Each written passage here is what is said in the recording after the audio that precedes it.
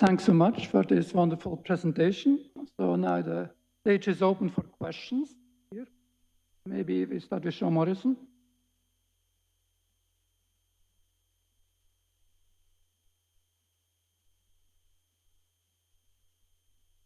Shinya, that was great. Have you looked to see whether the suppression of class 2 MHC undermines antigen presentation or other aspects of immune function? Yeah, it's a very important point. It's possible, so we have to determine whether the suppression of actually this genome edited line is superior than HLA homozygous donor approach. At the moment, we don't know. We really need to determine in clinical trials. So that's why it's very important to maintain all of these three approaches.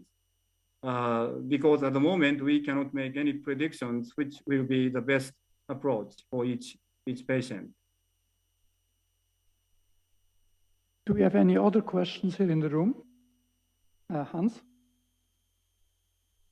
Hi, Shinya, good seeing you in a nice talk.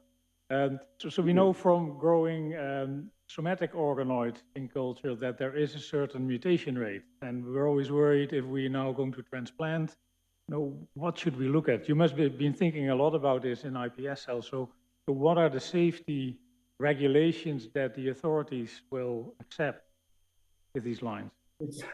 It's also a very important point. So we have been doing whole genome sequencing of the iPS cell lines, and in many cases of the final products as well. And we exclude cells from clinical application if we find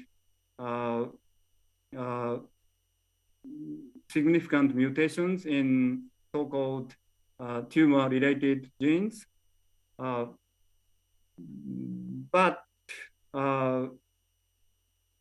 it's been controversial how important that kind of genome analysis is. Of course, if iPS cells have a huge rearrangement or karyotype abnormalities, we shouldn't use those cell lines for patients. But what if we identify one single nucleotide alteration in some cancer-related gene? I'm not sure whether we should really exclude that line from clinical trial or not.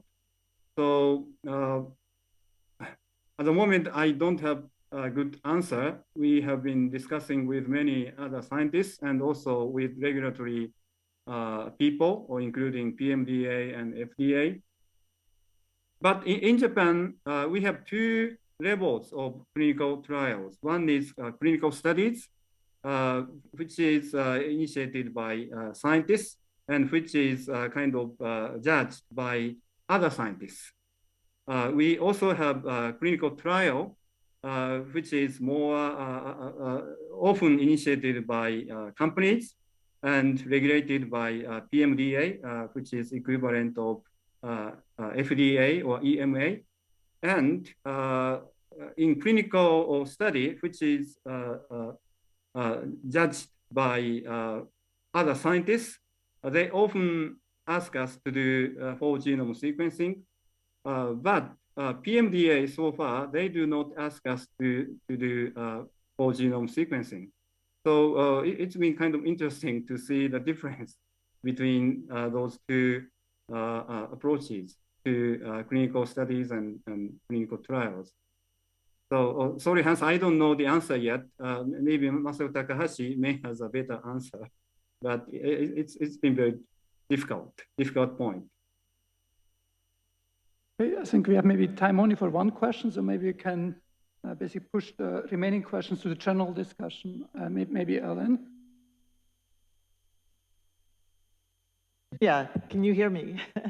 Yes, good to well. see you. Yes. And I had a question about the immuno attack using the natural killer T cells or natural killer cells. And many of the people approaching antibody or immune attack have used the cytotoxic T cell approach. And whether you see, was there a rationale for using the NK approach, or are you also trying cytotoxic T cells, or could you comment?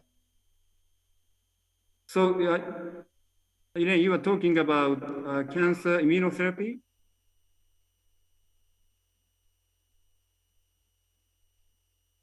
Sorry, can you hear me? So if I understand correctly, you were asking whether we should use killer T cells or NK cells for cancer patients. Yes, whether you're using, was there a rationale for using natural killer cells versus cytotoxic T cells? Or are you also trying cytotoxic T cells as an approach for therapy? Yes, we actually, I'm not doing by myself, but many other scientists like Dr. Shin Kaneko, they are doing both. Today, I only introduced NK cell approach, but they are trying T cell, cytotoxic T cell approach as well. So we need to determine which is better. And at the moment, we don't know. So once again, the clinical applications I talked about is a huge collaboration with many other scientists. I'm just providing iPS cells. So I can only answer to some extent.